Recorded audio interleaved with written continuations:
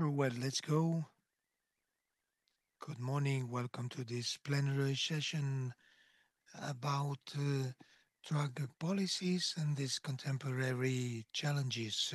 After the plenary session of today, the idea is addressing the question with crossed views. As you've seen, this stage is pluridisciplinary with social sciences and public health, and we gonna get started. I will start with international review of cannabis regulation experiences.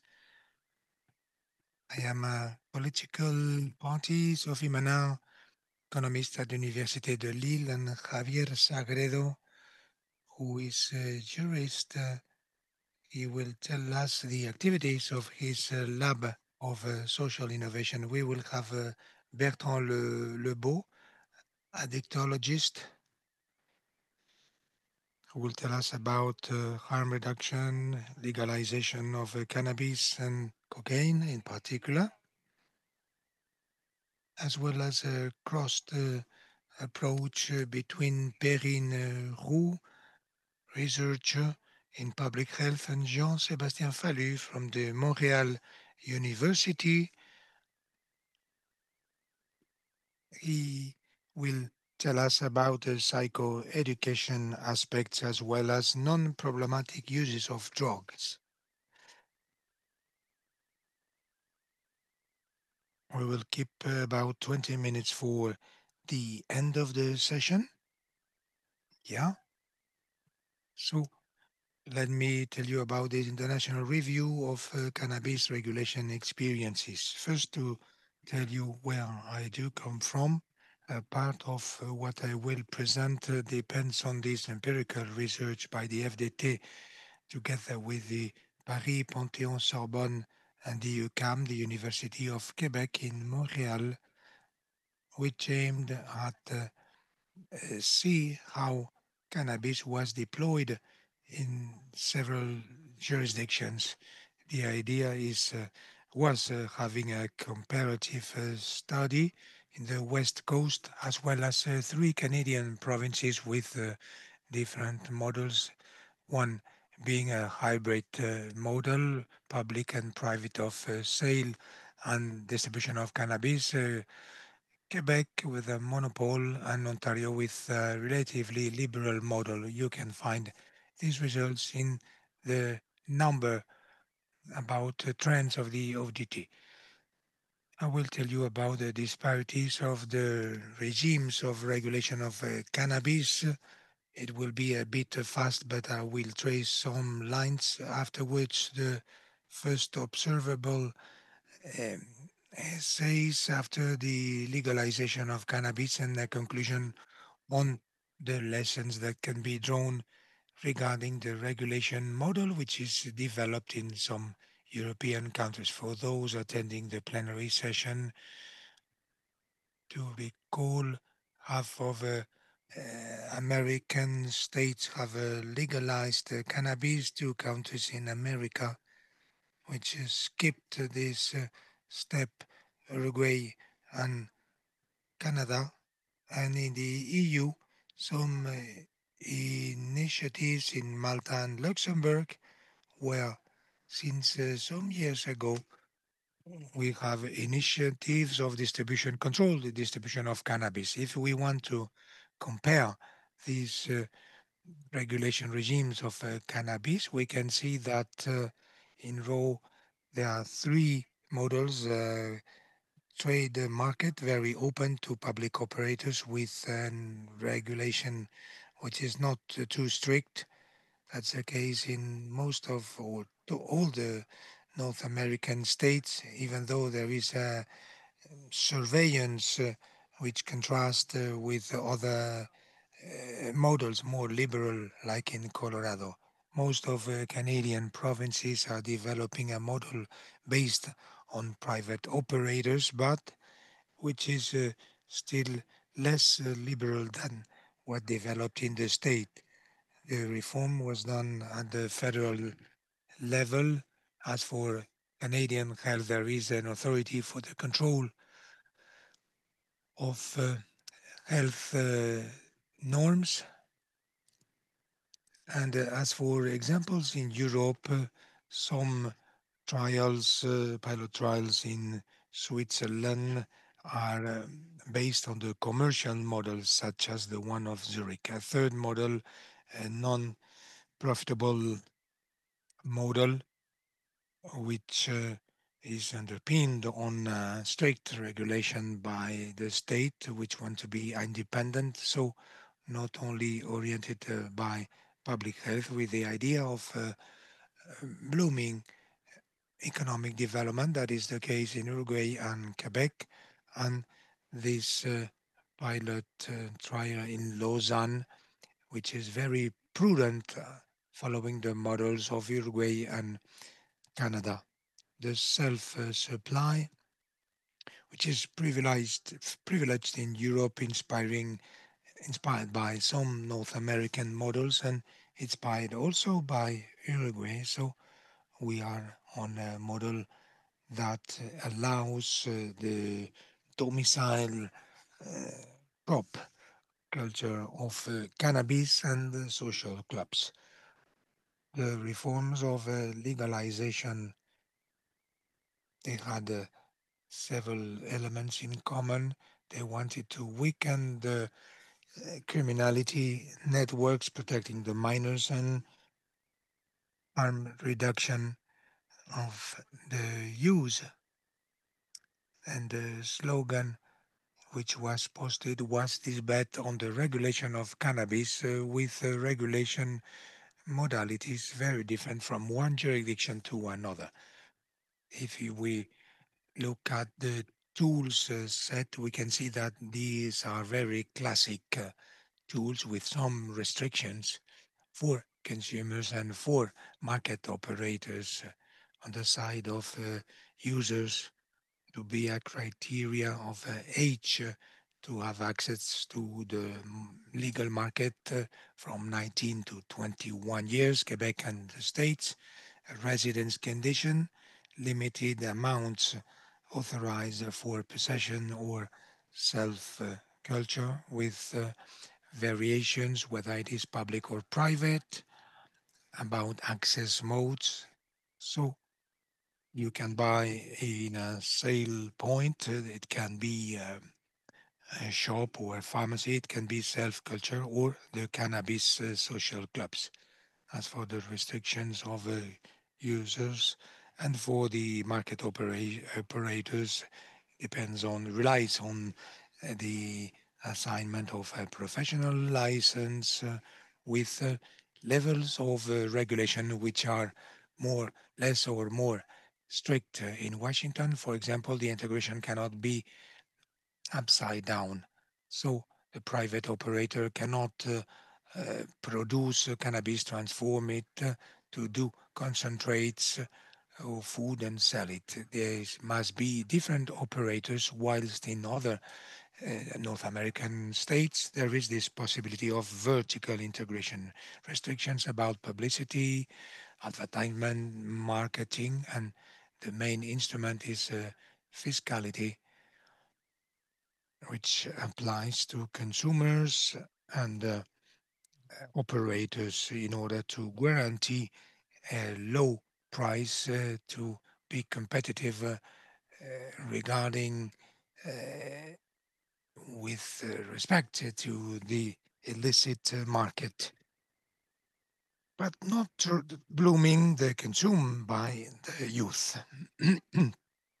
If we take the three Western coast states, it varies from 10 to 20%.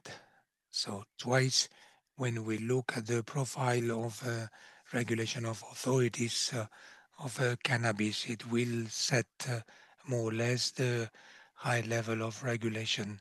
In Canada, there is a federal authority in charge of control of production and sanitary regulation, whilst in the States, governance models are very disparate without federal support because cannabis is forbidden either in production or in sales because the states are always within the context of the international conventions. Depending on the American states, regulation will be assured by the fiscality department, tax department, or by the health department, or even through an ad hoc regulation agency when it is not an agency which deals already with alcohol. In Uruguay, an ad hoc authority has been created just in charge of cannabis. When we talk about supply, the supply is protein. You have the example of a shop in a gentrified area of Oregon in Portland with all the derivatives, liquids, cartridges, vapes, tablets, well, plenty of things, very well designed and marketed, and the trend of the North American market, the blooming of concentrates that might go until 90% of THC with this entrepreneurial spirit, which was at the beginning of the reform in Canada. That means authorizing without promoting, a red line difficult to keep.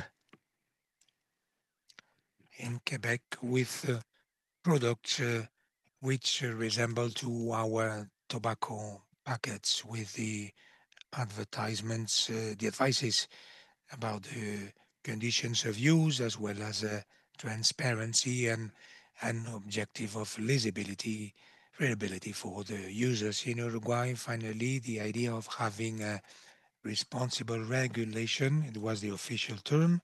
Well, it is the sale in pharmacies with products which are not too sexy. Marketing is not playing a role there, and the objective is not making money from the regulation of cannabis. In the States, well, you have an overview of the variety of the products that we can find based on cannabis.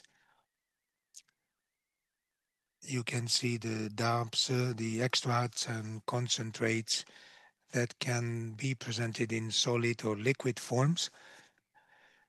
And most of them are very concentrated in THC or CBD and new ways, new consumption ways promoted by the industry with these wax pens, dab bricks, portable vaporizators, and Bluetooth. Well, I said for Canada, you can see the difference. The unmarketed packs, very sober. These pre-rolled cigarettes, but not raw cigarettes in raw, whilst you can find it in the States. In Uruguay, at the beginning, regulation, well, legalization of cannabis in Uruguay didn't root in the sense that the varieties of cannabis were proposed in pharmacies and there was a maximum of THC. So at the launch of regulation, it was 2% of THC, afterwards 9%, and it has raised to 20% of THC because at the beginning of the reform, regular users were not satisfied with this low dose um, THC cannabis. To counter this trend, there was a development of the varieties with alpha, beta, gamma, and now we are at epsilon since October 2024. The evolution of consumption, taking into account the indicators, not the one of experimentation.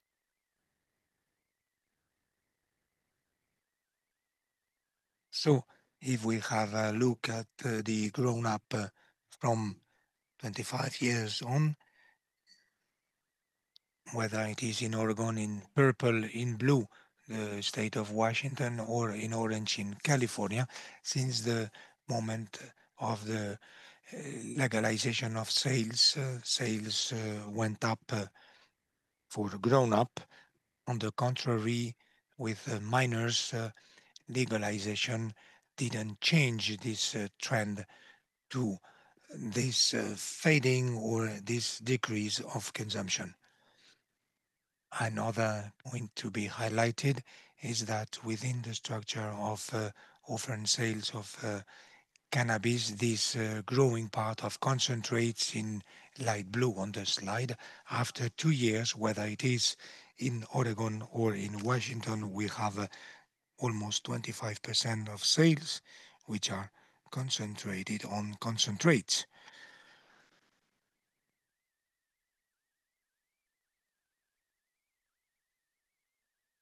As for public health, we have a control of offer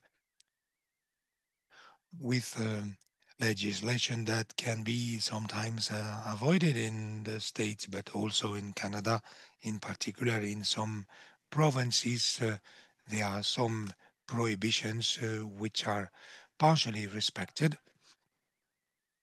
There are effects on consumption which are contrasted according to age.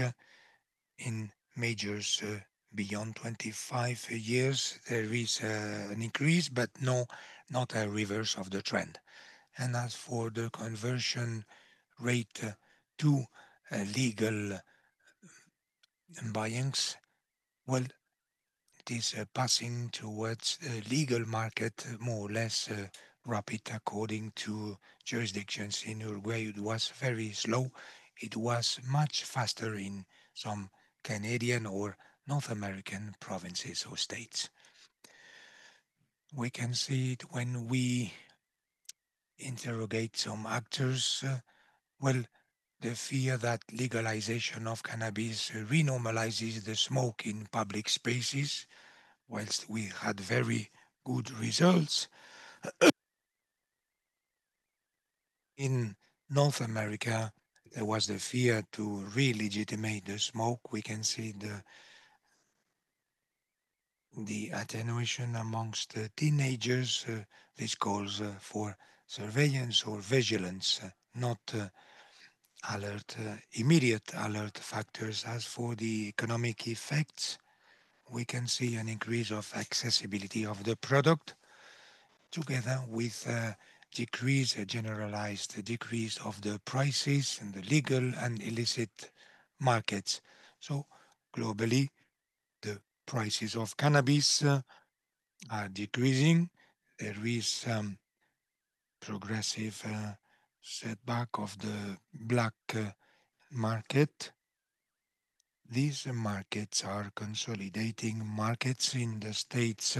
They are becoming more industrialized and concentrated with the idea of finding a balance equilibrium to counter the progress of the market after COVID-19.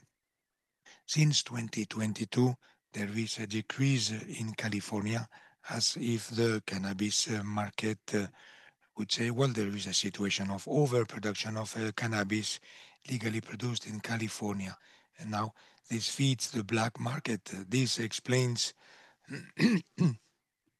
the increase of narco violence in California and other places. This has contributed to a bloom of criminality linked to drugs, as well as opioids and other products such as cocaine. But this is something that is strongly highlighted. And in terms of the challenges for public policies, the adjustment of regulation politics to balance offer and demand, the environmental trials, surveys about water consumption, use of pesticides, water pollution, air pollution, and third effect, the effects on the worldwide offer in the seizures of cannabis in Europe. We can see cannabis diverted from the legal subsidiaries of Canada, or cannabis for medical uses in Thailand that we can see, that we can find in European seizures. About the specificities of cannabis, this model was much inspired on tobacco and alcohol. This is more complicated with cannabis. The user motivations are more diversified. The forms of consumption are more diversified, such as well as dosages, consuming modes, and bioavailability. There are psychometric thresholds, the prices. Well, if they arrest you, they stop you in the highway, you will be positive in THC. And more globally, the mechanism of actions of cannabis are more complex than alcohol and tobacco with this environment effect. With lack of knowledge about the cannabinoids, and in the coming years, research will enlighten the effects of this regulation politics. I will stop here. I'll give the floor to Sophie Massin. Thank you.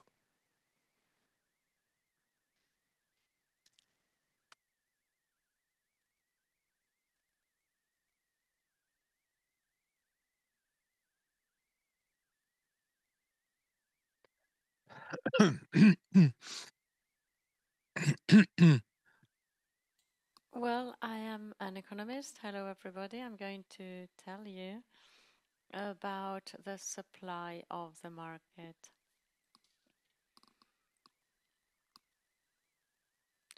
So there's part of the funding that is rather related to the supply. So the three projects under course, Stub Market, which has been finished. And that's the one I'm going to tell you about because it's the one that has been finished, Stub Market, not the same as Perrine and the other one. So, Stub Market, estimation. The estimations are for illicit drug markets in France and evolutions since 2010. Yesterday I was mentioning this. This is a project that I made with Christian, and the project has been finished and it will be released soon enough. But the difficulty is that there's an embargo that is really holding the dissemination of the results. I'm going to give you some figures, even though, as I said, the project has not yet been published and I don't want to disseminate too much before the publication. So let me tell you about the method. The idea is to have an idea of the size of the drug market in France. Here you have an equation, which is quite long, but it is quite simple as well. It's got many elements, but they're quite simple to explain. What we want is to estimate the expenses of the users. Well, the idea in the end is we want to know how much French people spend in drugs. And in order to know that, we need to have an idea of prices and of quantities. So prices, this is the small p, and then the quantities. And in order to estimate the quantities, we're based on the data of the prevalence from general databases. And of course, there's some granularity if we want to distinguish between sex, age, and the type of users, if they're occasional, frequent users, daily users. So once we know these prevalences, we extrapolate this to the whole of the population so that we can have the number of users.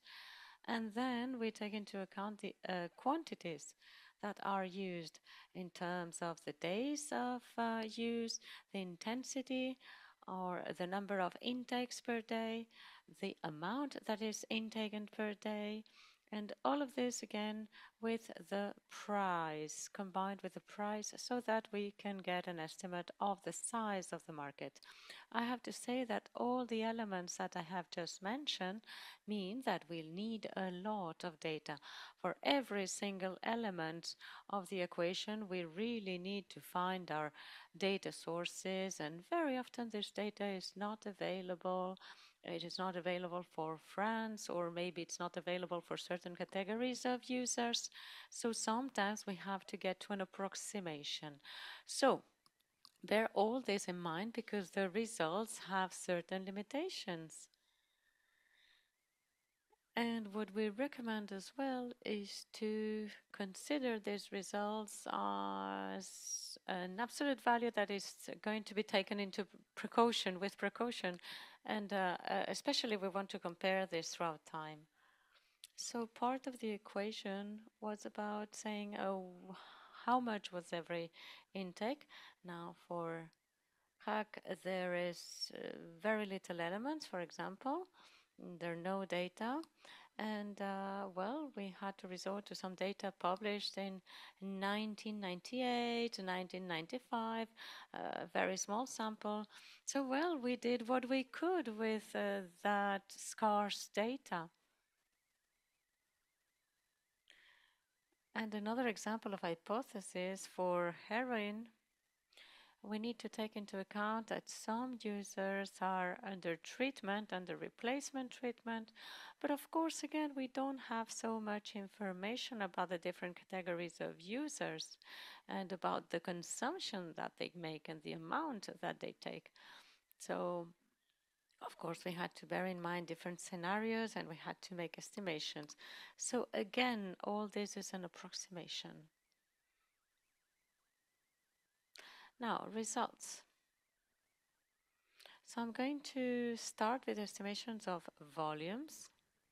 So first of all, I have to say that prices are not taken into account here. I'm just talking about the volumes. And again, I'm not giving figures because they have yet to be disseminated, but I'm going to tell them orally. Now, the widest stick there for cannabis is 400 tons. And what we see is that throughout time, there's an increase for all the products, and cannabis remains in volume the most important market, the largest market.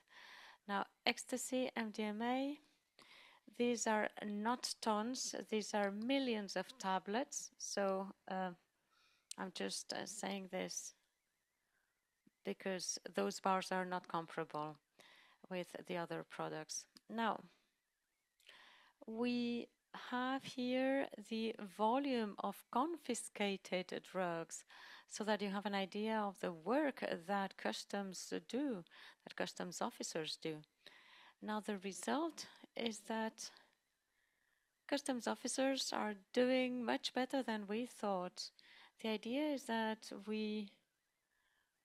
10% of the drugs are confiscated, but actually police officers are doing much better than that. It is 30% confiscation rate for cannabis, and even more for cocaine. Excuse me. And throughout time, the idea is that the percentages could be even higher than 100%, because confiscations do not only affect French people. It's not only French consumers that are going to be affected. When these is confiscated, we're talking about a certain volume that only transits France, but that is going elsewhere. So that's why sometimes confiscations can be higher than 100%. And then a second important remark is that in the end, we have a police activity that seems more effective than what we may think, even though it does not contribute to reduce the prices. I mean, it has no impact in prices, and it has no impact in consumption either. One illustration about what I said about prices. Here we have the prices that are disseminated by GoFast. These are gross prices per gram of product.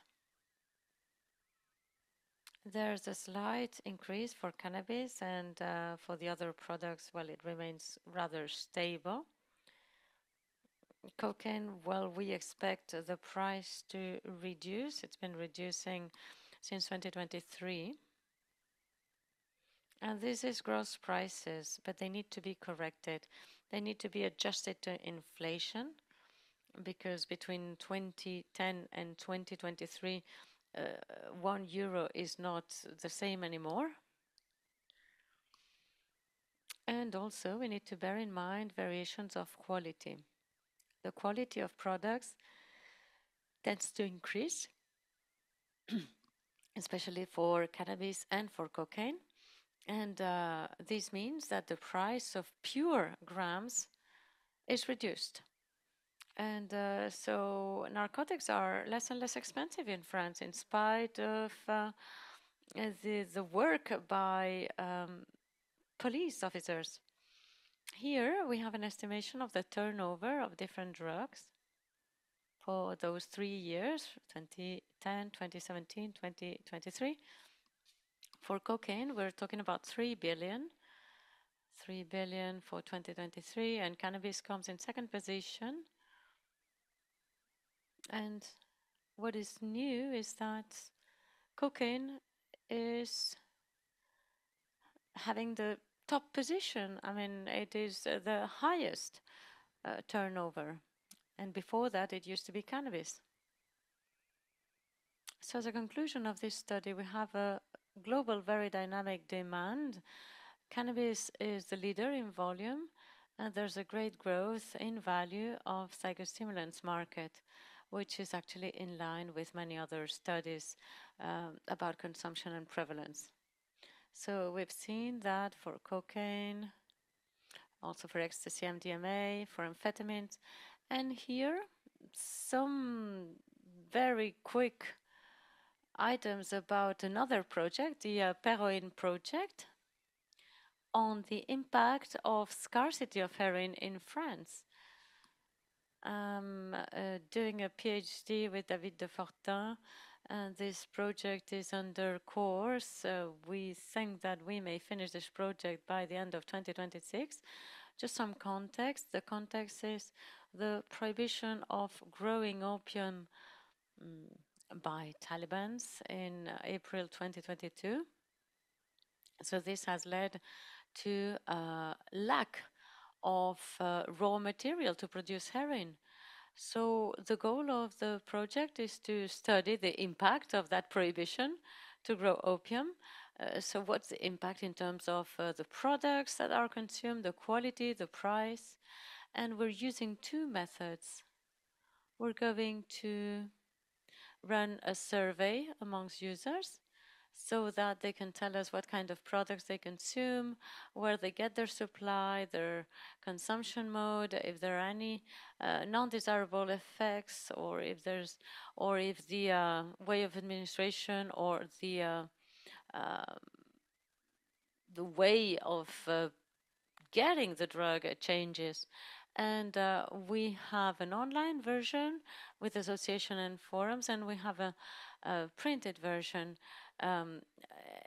of this survey for the CARUD, for the care centers. So those who want to participate now have just obtained the approval by the ethics committee. And then the project will analyze the dark web as well. We have the idea to analyze the following platforms, like Archetype, which was closed in June 2025, so we need to find some alternatives, but there's also a systematic collection of data on the kind of products, the largest amount that we can get, and well, we want to have a snapshot of what is sold online. And our third project is Présidence, which talks about chemical precursors to produce synthetic illegal drugs in Europe. This is a project by Matthias De Way, who's an Argentinian expert based in Switzerland. Well, the project is carried out in a university in Switzerland. And I have to say that overall, the production of synthetic illicit substances requires lots of chemical products. So this leads to a difficulty in terms of controlling this flow of products. These products also have legal uses, so we have to distinguish the goal. And well, these products are subject to evolution and to changes in legislation, and there is not a single way to control them. I mean, every state has their own legislation in order to control these products, these substances, and criminal organizations find it easier to misuse these products. So the goal is to analyze the chemical products used for the manufacturing, to analyze all these precursors with two geographical regions, France and Latin America. And here we're also using two methods. There's one phase in which we're going to compare the regulatory frameworks in France and in Latin America to identify the gaps that can be exploited by criminal organizations. And then, secondly, we're going to study social networks, messenger possibilities, and we're going to collect data on the publicity for psychoactive synthetic substances with all the elements regarding price, quantity, and so on. And this is what I wanted to share with you. Thank you very much.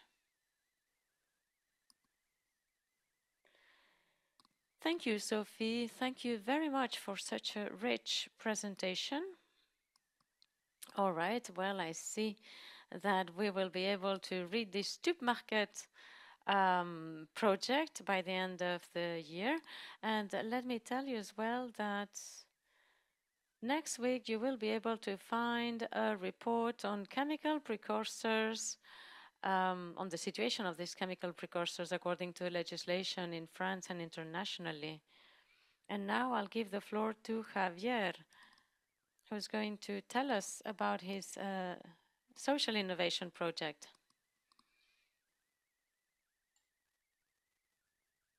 Thank you very much. I will switch into English. No, I will keep in French. It is a global project. Yes, I will speak into Shakespeare's language. This is an initiative that we are not presenting it as a platform, as a project, or as a program. We want to open a movement, and a movement of willing parties to get engaged into innovation as a path for reform of drug policies, to obtain better results for people, better results for their rights, and better results for their development. And I start with this, I would say, basic questions, no? Because of all this discussion that's been going on for decades, we continue to face more serious drug problems when significant progress have been made in other complex issues such as poverty reduction in the world. What makes this issue so immune to calls for change? What would we need in terms of drug policy to change the paradigm of punishment and aporophobia to one of care and support? And why is it so difficult to explore new avenues? And why do we choose to continue down a path that has proven to be ineffective, unjust, and inhumane? We're looking at using this path of social innovation as a path to reform the way drug policy is being built. A parallel path. This is not going to compete with regular processes of drug policy. It's going to be a complement of it. But we want to invite policymakers and all the different stakeholders that participate in drug policy in a way to open up new spaces, more horizontal, more organic, and more collaborative, more transparent, more participative, and in a way to activate something that can be added to the equation of getting better management and better solutions. I don't like the word solutions. I would prefer to to talk about responses to complex drug issues that we have in our communities in a mixed with many other development problems that interact in different contexts and different cultures. So for us, it's an effort to better manage these social challenges and problems that are not effectively addressed by traditional approaches.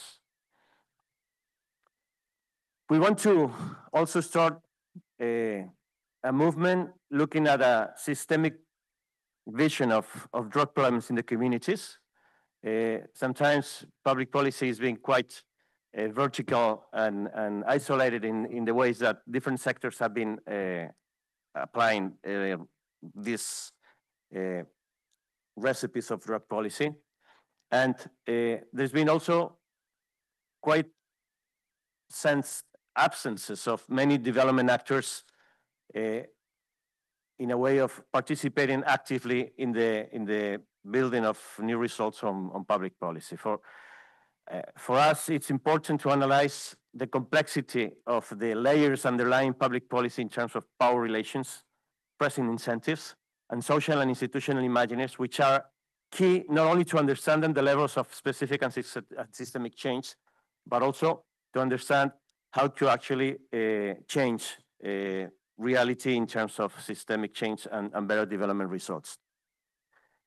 This movement that we propose is based in these elements, as I said, a participatory approach that in a way facilitates this coordination with different actors, institutions, civil society, academia, professionals, the private sectors, innovators, and especially the communities and community actors. Given local autonomy and prominence and leadership of local actors, this is also a movement to decolonize the way we are doing also cooperation on drug policy, and a process that not only activates expert knowledge, but mainly activates collective intelligence as a way to debate, validate, and create innovative responses to drug-related problems. It's looking at the medium and long-term processes that are necessary for developmental change, and as I said, contextualizing territory, cultures, and narratives that, in a way, are the framework and origin of social innovation. Why? I think we're living in a present world with many uncertainties and risks, and this movement, we understand, is urgent, and it's urgent not only because of the failure of the traditional war on drug policies, which are, as I said, this is the third oldest and most widespread and lethal conflict in the world. If we compare with present wars that we have running right now in the international agenda, this is much bigger than Gaza, much bigger than other wars going on right now, and more widespread in many communities all over the world. Of course, our approach in international cooperation, our approach in public policy has always been quite repressive. We left many of the responses in the hands of the hardliners, and the negative impact of illicit markets and other drug policy interventions. And I put all these together because black drug markets are also, in a way, a consequence of bad policy decisions, had a strong impact on many communities, families, and individuals, especially those who are most vulnerable. These impacts are very serious, as I said, and they hit harder developing or middle-income countries in which there is less political capital to reform the international network and require new equations in favor of their development. We do have pretty much big challenges. This is a complex and difficult topic to address openly. It's politically controversial, as you all know, institutionally and socially also. There is, as I said, a paralysis of key actors with responses mostly rooted in fear, apathy, isolation, and stigma. We talked this morning here about all that. With enormous blind spots in prevention, attention, and care policies, with strong resistance to change and limited experience in innovation, with absence of local leadership in many cases. In many countries, drug policy is mainly discussed and defined and designed in the central governments, without consideration of local context and leadership. And actually, we need better results adapted to cultural context and to the territory. The potential. And we believe that this is going to generate a lot of enthusiasm in the international community because social innovation is a very attractive reference and an alternative avenue for discussions on reform, regulation, or legalization. It creates a safe space, a different space, an experimental space for collaborative experimentation and learning.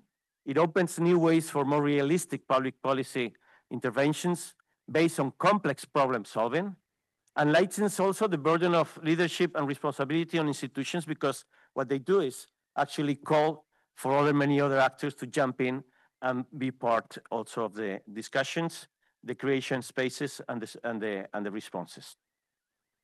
Of course, there is also a safety regarding the conceptual understanding of innovation.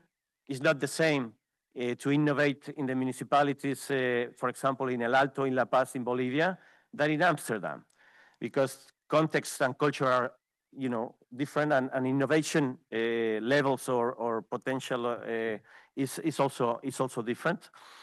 But we want to generate a paradigm shift in the design, development, implementation, and evaluation of public policies.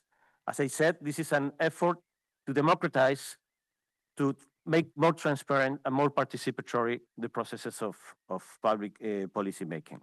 It seeks to generate new knowledge. This is a process to understand better, to learn, and to generate evidence of what works and what doesn't work, and to generate also new relationships between stakeholders that traditionally do not participate on drug policy, and foster the development of new interconnected prototypes and new ways of using existing networks and initiatives.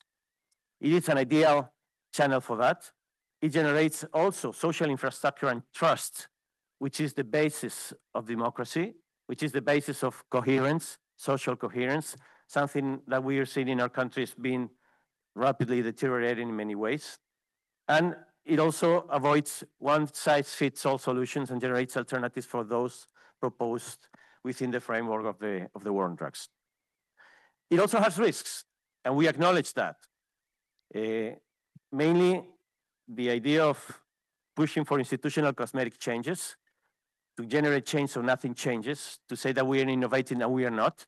Even the emergence of innovation that insists in the exclusionary, repressive, and failed paradigms of the war on drugs.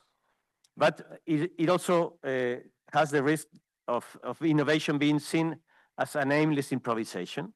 The process is important, so it doesn't strip it of legitimacy. And we're talking also about democratic legitimacy with the communities. And of course, this can divert attention and delay necessary reforms in very important and urgent conversations about public policy reform. What we plan in this model apply to drugs. We do not offer magic solutions, but rather a process to finding them collectively, adapting responses to the real complexity of the problem, emphasis on horizontal collaboration, breaking down rigid hierarchies, and putting everybody at the same level, and activating that collective intelligence to actually generate new innovations and test them. Even we can generate opposite processes, opposite prototypes to test them and see which ones are working better in a specific context. It does include local knowledge and local culture. It's evidence-guided creativity with cultural sensitivity, and it questions also the inertias of the power relations that we have right now. This is the framework in which we place this movement. It's a sustainable development approach. And this is, I think, one of the depths that drug policy has, not only at the international level, but also at the local and national levels. We do need to have coherence with the sustainable development frameworks. And we can take the 2030 agenda, we can take the national development plans to frame all these new developments against, but at the end, we need drug policies to be consistent with other important development policies. They should not undermine the capacity of communities and territories to advance development goals and targets. They should be aligned with comprehensive concepts as all the Latin American countries have, in a way, open in terms of defining risk and harm reduction, which includes the impacts of public policy interventions themselves. And under an umbrella of development, of sustainable development results, which includes other big principles of public health, of human rights, of gender equality, human and citizen security, and conflict resolution. The priority, and also as the 2030 agenda sets very clearly in its opening, is on the most vulnerable and fragile individuals, populations, and communities that have suffered most also the effects of the war on drugs.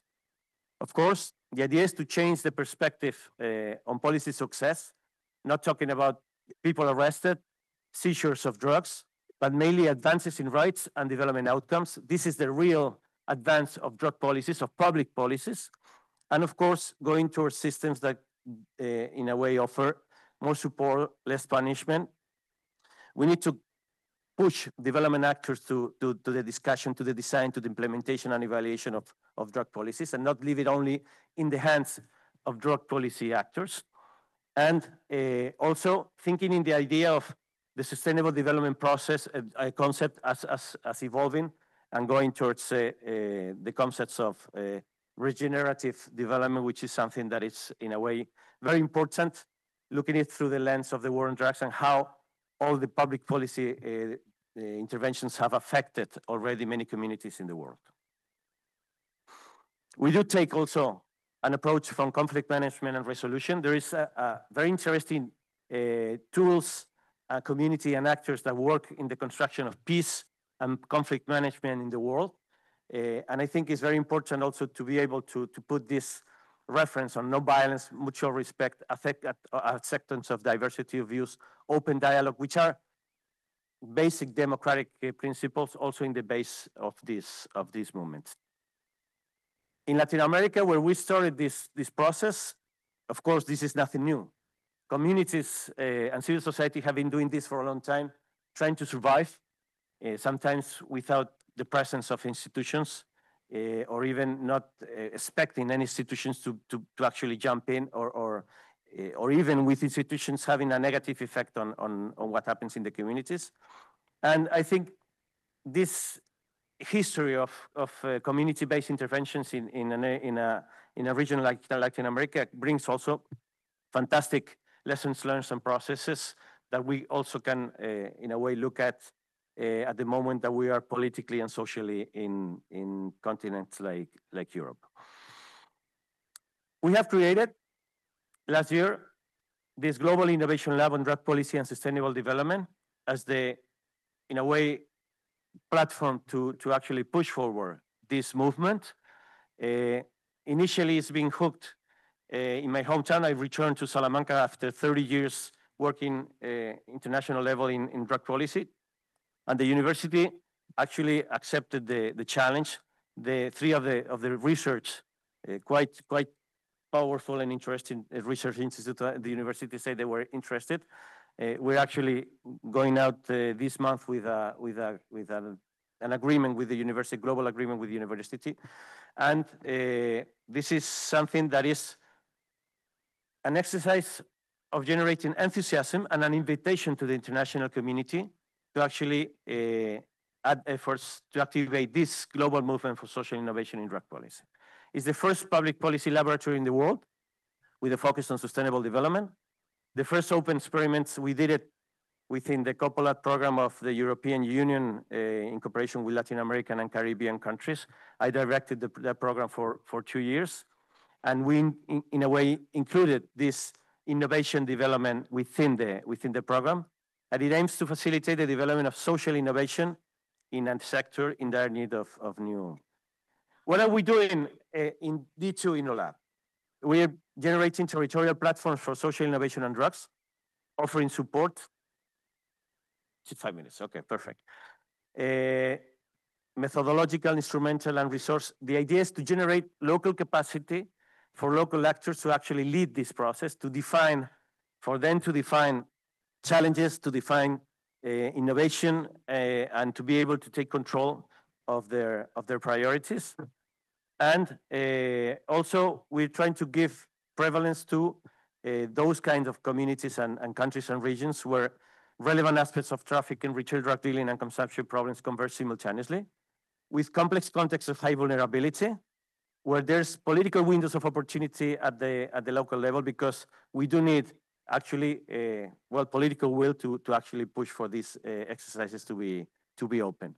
Those are the basic elements that we need to get started: political decision, an initial characterization of the complex challenges, and that's defined by the local actors, the thematic scope, territory, and population, the formation of small local team, and from there, an initial process actually to generate capacity in the team and to design and activate the innovation portfolio. We actually tiptoed on the cooperation with local teams. We want to have mostly an effect of transferring those methodologies and that capacity for the local actors to be able to work autonomously. The other thing is we want to activate all over the world nodes of social innovation on drug policy that work also autonomously, but also in coordination, and to generate that local capacity in governments, in academia, in civil society organizations, et cetera, et cetera. We also are, and I think it's also an ethical obligation of the movement we're trying to move, we're trying to launch. We're going to support all those processes, trying to get funds and to help them get funds to push them forward. The methodological approach is a basic approach on social innovation. We're working with an innovation center from the University of the Basque Country in Bilbao, the Aguirre Lehendakari Center, which is specialized on social innovation. They work in more than 25 countries with the UN Development Program on social innovation related with complex development issues. And it has all these elements in their methodology. They're not linear. Actually, this is a process that is ongoing in the communities, in the mapping of stakeholders and processes, deep listening and activating the collective intelligence, and then entering together with this process of co-creation, prototyping, and scaling up. I'm not going to stop in the methodology. They did develop also some very interesting tools, digital tools, to manage all that information and to be able to visualize and make more understandable the complexity of drug problems in the communities. There are being right now artificial intelligence processes to make things faster and easier, because there is a lot of information to be managed. And the idea is to put all this information open for the community. Even the tools, they are open source, so they can be also adapted to the necessities of every different actor. But the idea is to be able to manage all the information and the complexity of the problem at the community with also adaptable tools. I'm going to go faster through this. Un petit mot de conclusion. Ouais. Okay. This is a people-centered portfolio. It doesn't seem much, but it's a complex portfolio in the Cali city in Colombia, in the Barrio Sucre, which is one of the most poor and I would say vulnerable areas of the city, and where this process is ongoing right now, and it generated all these different prototypes to be able to put them in the portfolio to be activated. Some of them have already been activated. This is one of the documents in terms of putting all the ideas forward to actually generate those prototypes and put them forward. Other support, we're giving support to institutions that work on drug policy to, in a way, incorporate social innovation as a everyday tool for their processes on public policy, and to organize their programs in a portfolio where there is a part of this portfolio that, in a way, opens up the space for these social innovation initiatives. Next month, the 28th of November, we're launching the Movement for Social Innovation in Drugs, the global network in the municipality of Bello, in the area of Medellin. This is the municipality infamously known because the Cartel de Medellin used to actually hire their hitmen from youngsters in Bello. Still a municipality ridden by violence from drugs and other dimensions of the violence in the Medellin area. And we want to launch it from Bello because I think it's a message to the international community that we want to actually make a change in the responses from drug policy and to change the paradigm of the war on drugs. This is going to have two networks. One is going to be institutional and organizational. The other one is going to be a community of practice to connect individuals, researchers, policymakers, civil servants, social leaders, all of them interested in learning about the avant-garde processes in drug policy. I will leave it there. These are the experiments already ongoing in Colombia, in Peru, in Chile, and Uruguay. And the results are also very, very interesting. There is a very interesting guide and report that the Coppolat program managed to publish this year. I would recommend it if you're interested in this process to access it, mainly because the actors that were behind that process, they are also part of the ones that are pushing this moment. Of course, there's going to be ethical tensions to be resolved, issues with impact, with sustainability, with scale, with the success of interventions. But the idea is to, as I said, activate a movement to learn, a movement to generate evidence, and actually to look for new and better solutions. Une dernière phrase de conclusion. Ouais. Finish. Yes, Super. very Merci last sentence of conclusion. Thank you very much. I'm already finished.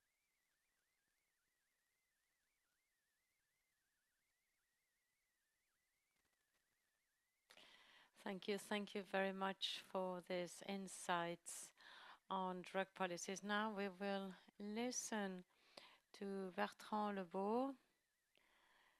He's going to tell us about the international regime of prohibition.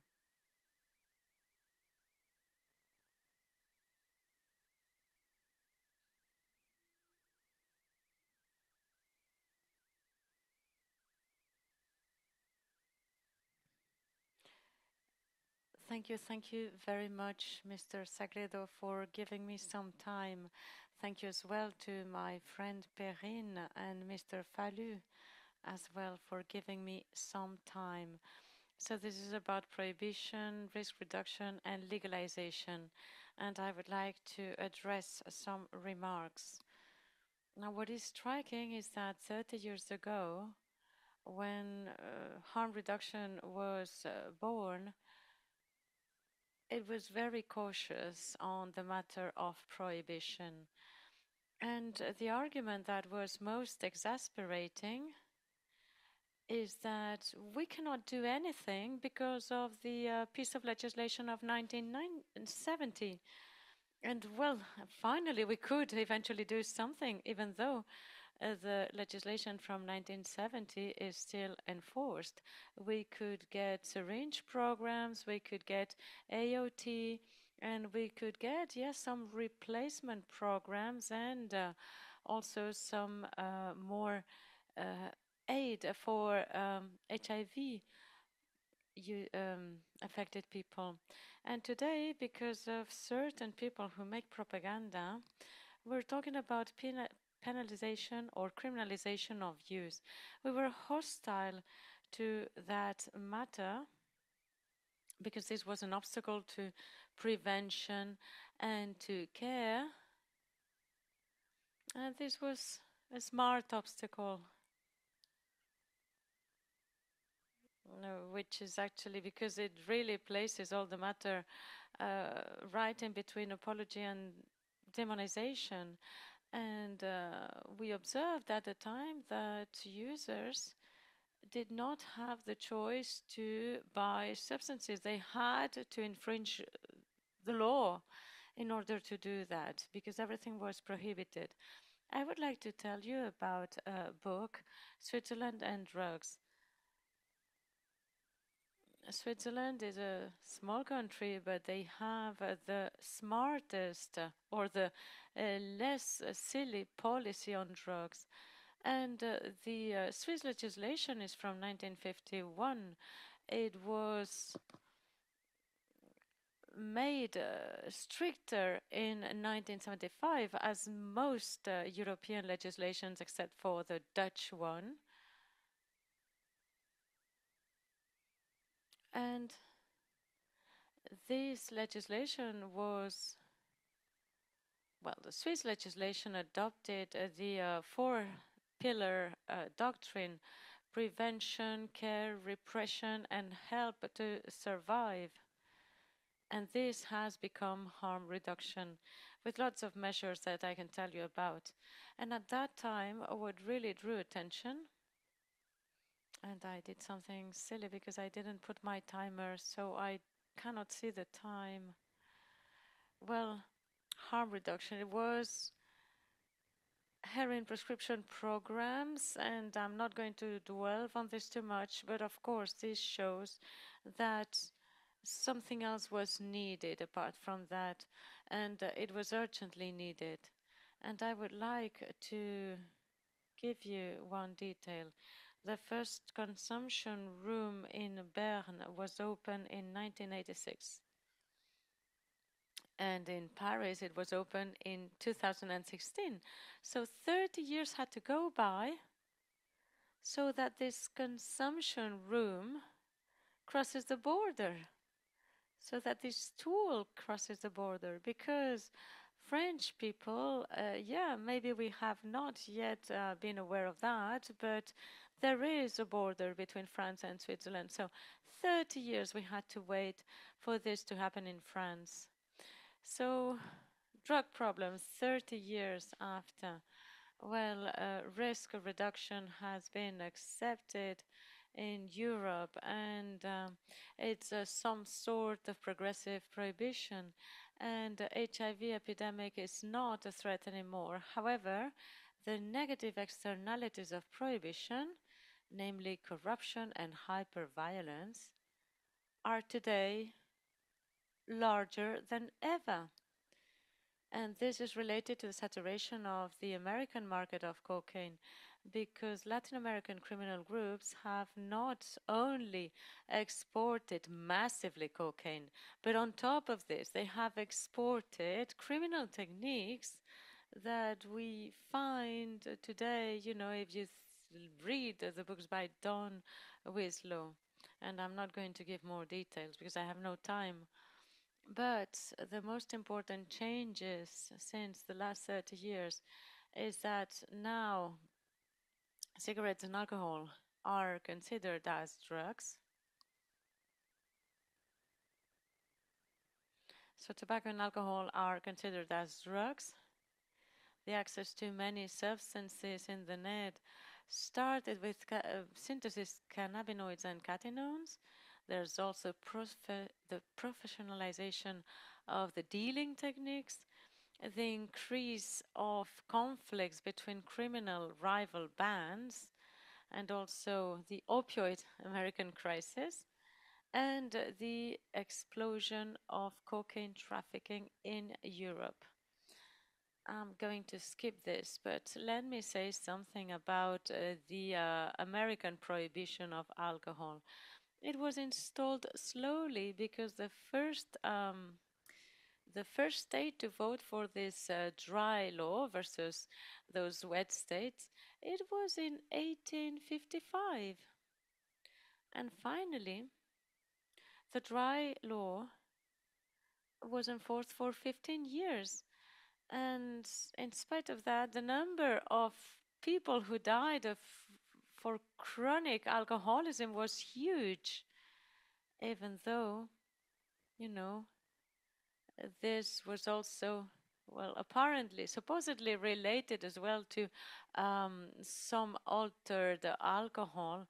And there was this element as well which was at play. It was financial elements, and after the crisis in 1929, America needed money, and the money from alcohol did not get in anymore, and that's why we came to the abolition of the dry law.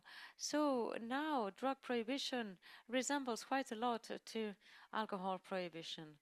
So the nature of the global regime for drug prohibition acts in a paradoxical manner, because somehow it forbids the production of certain substances and it leaves in the hands of criminal groups this production and sale. And then, of course, it acts surprised when it sees the link between drugs and crime. So it's quite paradoxical.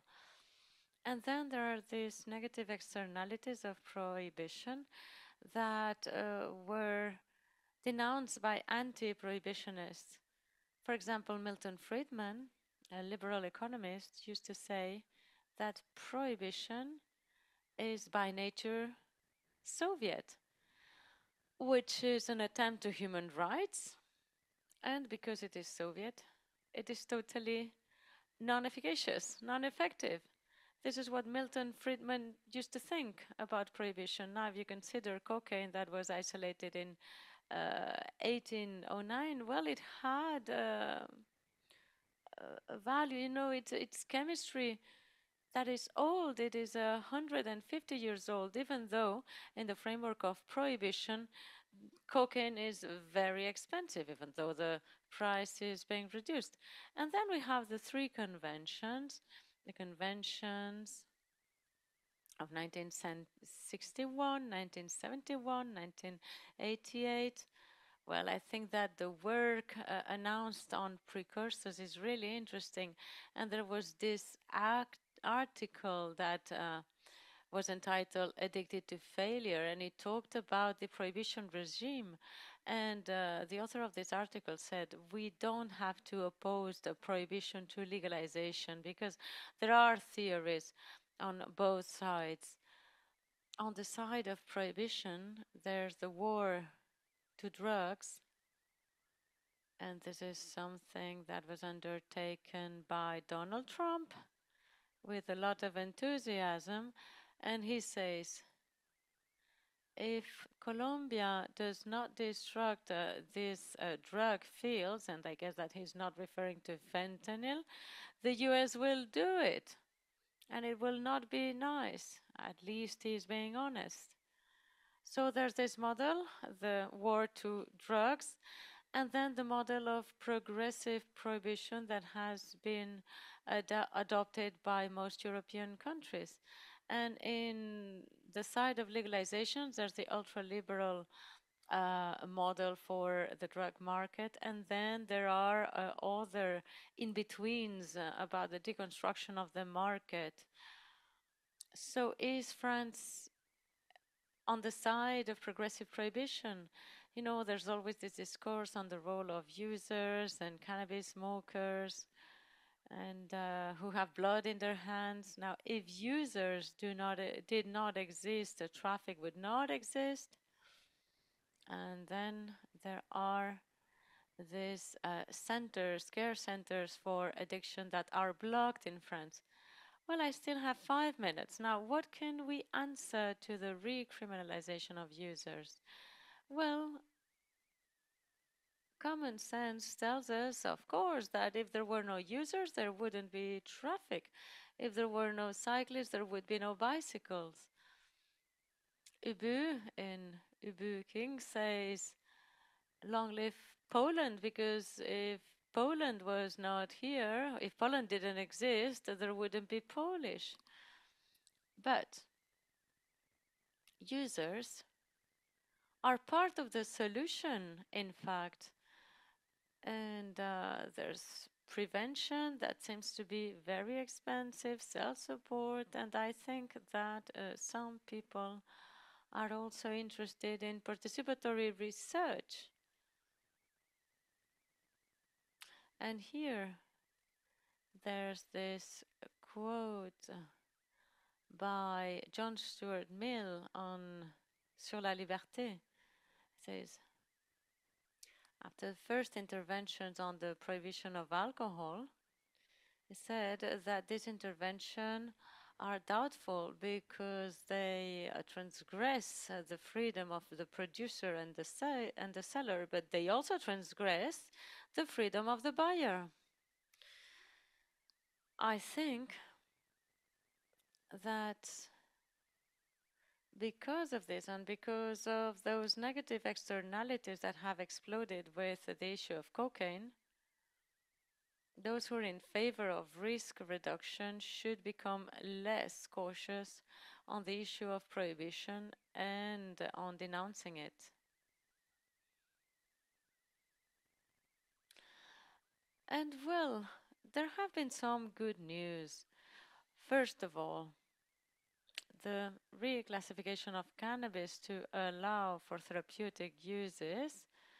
This was approved by the Commission on Narcotic Drugs in Vienna. And the second good news is that last year, this Commission on Narcotic Drugs retained in a specific manner the RDN. So what do we mean by legalizing cannabis? I'm going to give you a hint. After the legalization of cannabis by Uruguay and by all the other countries that followed, up until then, the discourse by anti-prohibitionists could have been described as some kind of utopia and something that was really not related to reality.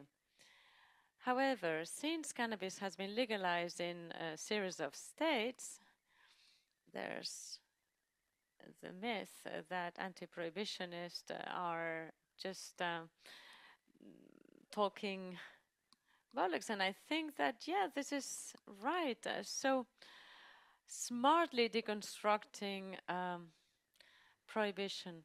I think that in conventions, there are two urgent things.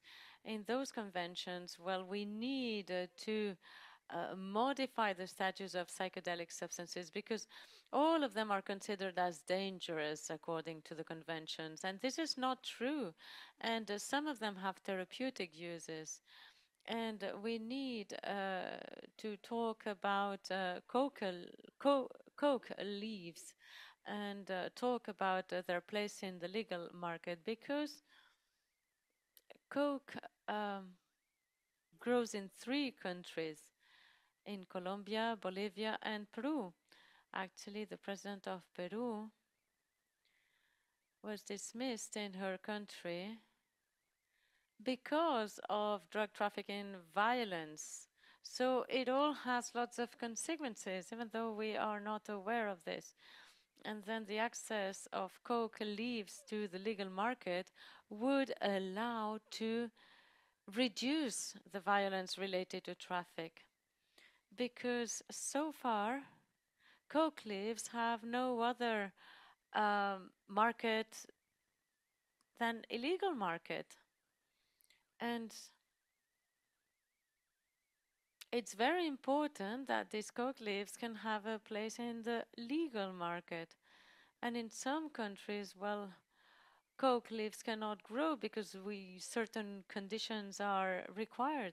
I have to say that up until 1903, there was a little bit of chloride of cocaine in coke, in the beverage. So anyway, I mean, allowing coke leaves to be part of the legal market wouldn't mean a gigantic health problem. So I think that we need to revise the issue with coke leaves, as it's been the case with the cannabis leaves. So cocaine today, I'm going to go very quickly here, but I would like to tell you that I believe that one of the reasons of the success of cocaine, which was the drug for the rich and famous, is that it's a drug for partying, for working, for sex. So this is a kind of symbol of the values of the 21st century. So legalizing cocaine.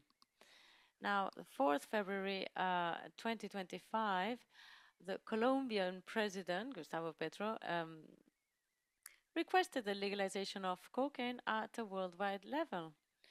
And he asked his ambassador in the US to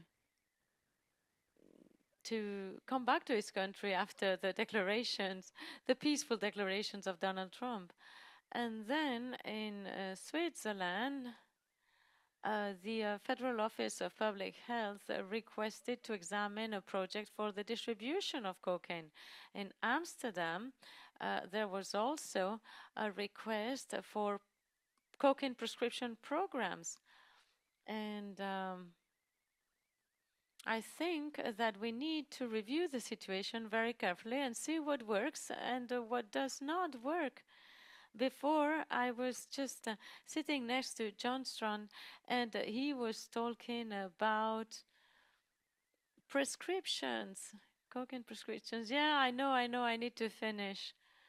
Yeah, we just have 20 minutes for 2 interventions. Yes, so legalization of certain drugs could be a harm reduction measure. So I'm leaving things here. Thank you very much.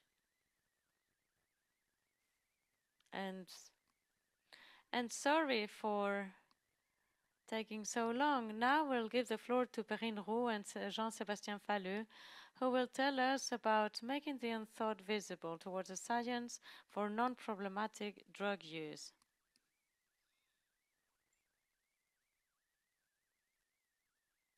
Prepare this presentation into with Jean-Sébastien, the lab 15 in Marseille. Hello, the University of Montreal. Please slow down a little bit. Oh, you're hurrying too much, but okay, good. Redacteur en chef also of drugs in society. I want to tell you that I am one concerned, past and active drug user. I want to destigmatize the user in search of transparency, of reflexivity. The objectivity doesn't exist. In fact, sexologists have sex and parents have children that study their development. Thank you. So, we're going to present you an unthought, the non-problematic uses which seem a very important subject to us to understand the use in general. We want to make them visible, to better understand them, and to develop a science of non-problematic uses. Why this reflection on the non-problematic usages? There is very little scientific literature about the use of non-problematic drugs. We have some sporadic data. Some researchers have ventured in this field. I will develop it afterwards, but very little balanced about the complications and drug-associated risks. Science is an important mean to deploy, to produce knowledge around these non-problematic uses. 3 main questions. What is a non-problematic use? It is difficult to define it well, but we will try to make you imagine what can be a non-problematic use. Are there knowledge elements on these uses, and why is it important to develop this field of research which interests for science for health and users? Public Health of British Columbia in 2004 created this graph, this spectrum of psychoactive substance use, amalgamating the profile uses and conflicts of sense, problematic use.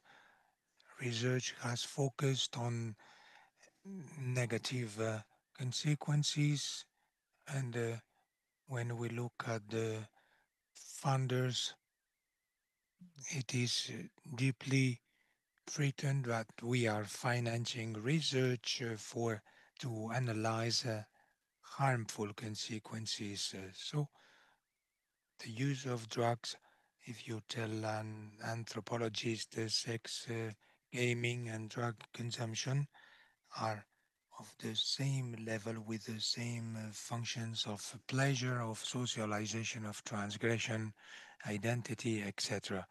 And that it belongs to the human nature since ever. This spectrum is based on consequences, and you can see chronicle dependence. It is not called that anymore.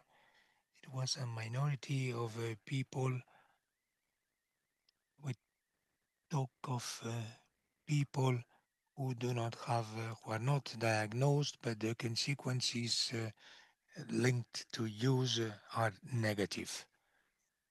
And in the green section, there are the non-problematic uses where there are very few negative consequences because, yeah, there are some benefits. It is another part of the spectrum which is minoritary. When we talk of benefits, we talk about pleasure, about socialization, spiritual effect we have to get out of this centrifuged view respecting the global health, which is physical, social, and spiritual.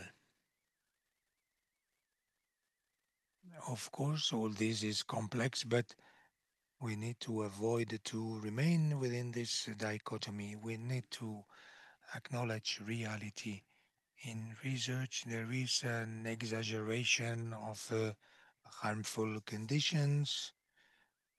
And I will end on this human sexuality when we look at the titles of the reviews of the papers in the addiction field. There are almost no title about sex addiction, but in drugs and alcohol, most of papers have pathologizing titles. If literature is very poor about non-problematic uses, we have figures given by the UN that talk about the prevalence of non-problematic uses at 80%, at 90% of drug uses. It is interesting to see that there are very little questioned. There are very few elements of comprehension of this phenomena. What is non-problematic use? Well, they might be simple usages, functionals, ordinary, therapeutical. Some others have proposed patterns to understand these uses. They were not followed necessarily by other scientific dynamics to dig a bit into these questions. On the right, an Australian sociologist who devoted his works in the role of drugs in the LGBT communities, as well as a neuropsychiatrist in 2010, who was proposing drugs as instruments, a new framework for non-addictive psychoactive drug use. He was interested in these uses that not lead to a trouble, and he brings a category in neurosciences to try to boost this research field. It was not followed since 2010, at least very little.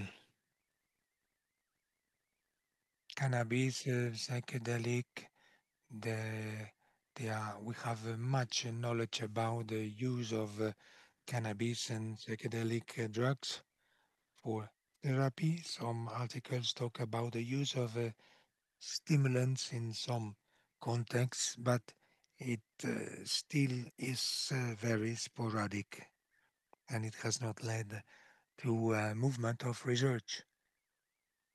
And with our colleagues Sarah Perrin and Florence Schmidt, we have proposed Santé, Drogue, Santé et Société. We have proposed them a special edition about drugs, health and society to to try to find others who might think and reflect about these non-problematic uses. We held long discussions. Some pleaded that within a society where use is stigmatized or criminalized, even a use that could be functional and wouldn't lead to negative consequences, well, it is still problematic because the society has stigmatized it. Within this dynamic, with the AREN network created with Pierre Chapard and Christian Menada, academic researchers in some disciplines and associations of self-support, we have reflected this network wants to produce science with this participative approach. One of the priorities of the network in our first seminar that we undertook 3-4 years ago, we wanted to get interested by the benefits. The members of the network wanted to share this problem with the scientists to better understand the benefits linked to use. We proposed together, well, we had a cohort of drug users, the Check Now cohort, which was an ongoing preparation, and we could add an ensemble of items relating the benefits that people could find when consuming the products. We edited together these different benefits and we started to analyze this data. I thank Julio, the statistics man, as well as Marine, who dynamizes the network in Rennes. It was a method called the équation structurelle that allowed to realize categories according to all these items. People who could click on several items, and using this statistic model, we can create classes of benefits.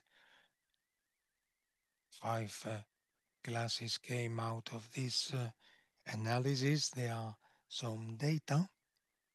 We will have therapeutical benefits, cognitive performance, pleasure search, as well as emotional search. It is aligned with what several scientists found in the past. This afternoon, we will co-chair with Pierre Chapard the session. We will present you more details about the profiles of people according to the searched benefits. Why the benefits? Well, maybe simply because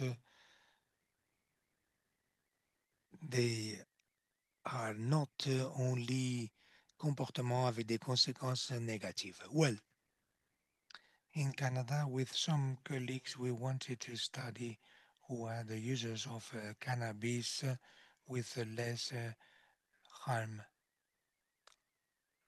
We compared the Journal of Cannabis, well, I don't remember a second review, to show who are the people who use cannabis with very low risk vis-a-vis the high risk cannabis users.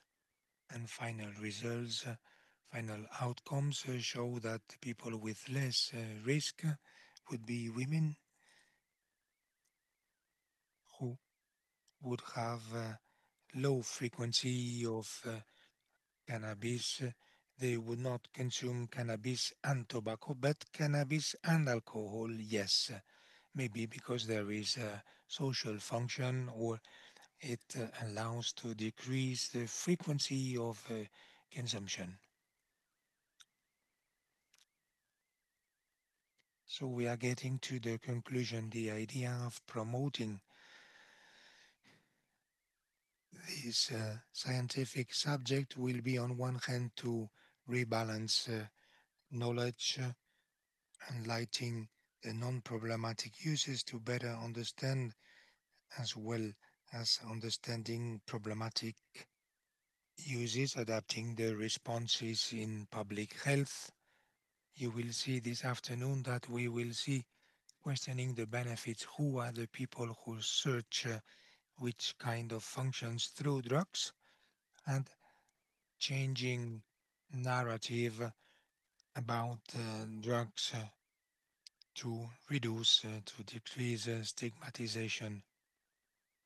That's what the International Association with a report about word matters translated by ATHS-2025, which show that at which extent words can stigmatize, and we should modify our way of talking about drug users and drugs, talking about them, representing them, and also thinking to other politics, because reality is much more complex. But we need to stop having only abstinence objectives, politics that only target this. It is important because these approaches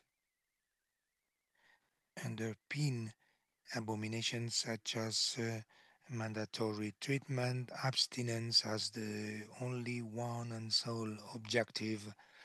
Well, this is against ethics and efficiency. I proposed in an editorial last year an approach with drugs that resemble to those we have with sexuality. You're not obliged to take drugs or have sex, but it is something that is part of life. Not talking about it, well, Mathis Boivin in Montreal, someone who was not targeted, he was not risk users etching in the arms. Well, he finally died, and if he had had more neutral and objective education, well, we wouldn't have had this fatality. It would work and we would spare lives. There are risks in a capitalistic society. In fact, we might say, well, like Elon Musk, we need to consume to be more performant. But this doesn't prevent the reflection about benefits, non-problematic uses. Thank you all for listening.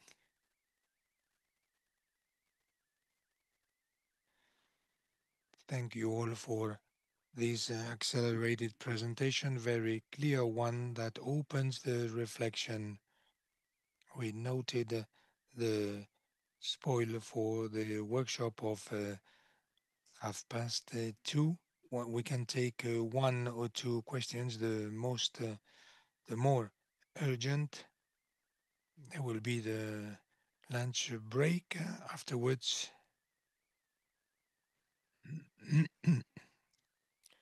Thank you very much. I have a question about the last intervention by Perrine. I think that what you presented shows users, non-problematic users opposed to dependents. And I think that it would be much better or more favorable to think about the medical construction anchored in a system of beliefs and moral of what dependence is. Because, well, I'm thinking of ethnographic examples. I'm an anthropologist, and there are people in Morocco that have consumed opium seeds, and they are part of a cultural context where this is socially accepted, and these people are not stigmatized, and the product is available. And here now, dependence for them is not an issue.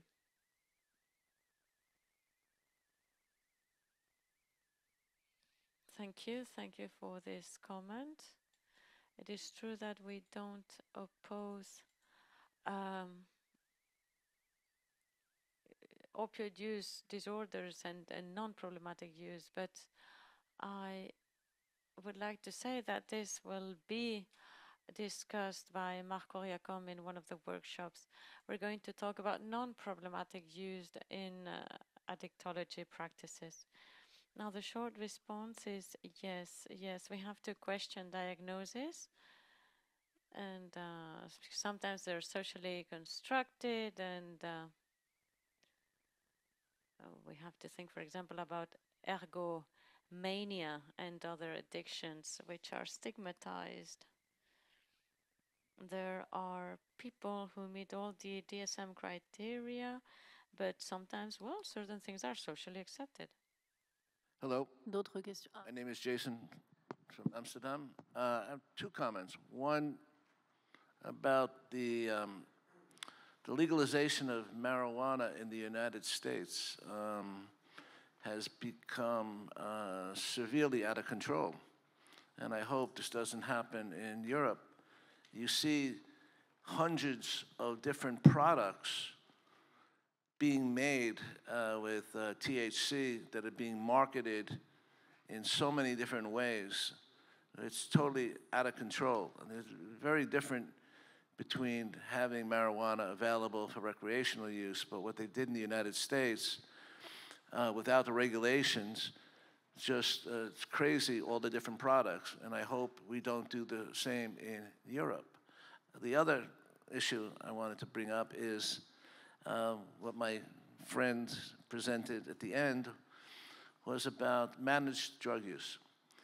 The goal of harm reduction is to help drug users minimize risks associated with drug use, and help chaotic drug users become more stable drug users so they could participate in society as a managed drug user with substance use management counseling, and provide a safe space for people to explore this opportunity, or is it possible?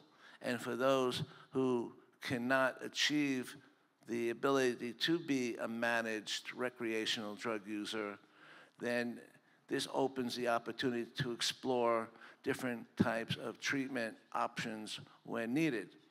One thing that we try to do in Amsterdam is help people make their own personal defined recovery. What works best for you? It also includes not abstinence as a goal, but your quality of life. How things in life have improved as a result of minimizing and managing your drug use. These markers are not looked at addiction treatment centers. It's only abstinence and nothing. So if I'm beginning to minimize my drug use and other parts of my life become much better, that's success. And that should be noted and have that person as a success. So there's different markers for different individuals. And I think it's very good that we're looking at managed drug use and non-problematic drug use, because there's millions of people using drugs every day. Oui, c'est plutôt un commentaire. Yes, well, it's a comment. It's actually two comments on what you were saying about the US. Yes, I agree. I think that I showed a slide in my presentation. There's a plethora of offer, very diversified offer, and actually the recent trends are cannabis concentration. It's called a live resin or diamond, so you can see all the marketing behind all these products to make them attractive, to just attract select a clientele and to have some kind of luxury products. And I didn't have the occasion to talk about this, but there's a segmentation of the market. There are niche markets. There's gourmet cannabis. There's a luxury cannabis, which is produced in a short circuit. And it's the top of the market cannabis. And so we have like entry prices, you have top of the range products. I think this is, you see, this is legalization in the American way. It's about having a range for all kinds of clients, for all kinds of pockets, let's say, to give access to most people. And yeah, it's true that in the models that are developed in Europe, there is, well, they're not the same models. They're closed circuit models, and yeah, I think that we are at the other end, let's say, in Europe. And there have been some reflections in Europe about how to legalize cannabis, and it's very different from the situation in America. Any other comments? I think that lunchtime is coming. All right. Well, then, thank you very much. Thank you, and enjoy lunch.